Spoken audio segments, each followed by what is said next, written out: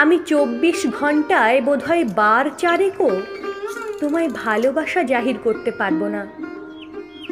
হয়তো তোমার খুব খারাপ সময়ে আমার বাকরুদ্ধতাও তোমার অদ্ভুত লাগবে। কখনো স্বপ্নের মেঘ থেকে হ্যাঁচকা টানে বাস্তবের মাটিতে নামিয়ে আনলে হয়তো রাগই করবে আমার উপর। আবার কখনো বাস্তবকে উপেক্ষা করতে বললেও হয়তো ভুল বুঝবে আমায়। কখনো তোমার মন খারাপকে হারিয়ে দিতে আমার হাসানোর চেষ্টাও হয়তো ব্যর্থ হবে ভীষণভাবে। অনেক দিন পর মুখোমুখি হলেও হয়তো আমি কোনো মতে সেই ঢিলে ঢালা কুর্তিতেই সামনে দাঁড়াবো তোমার।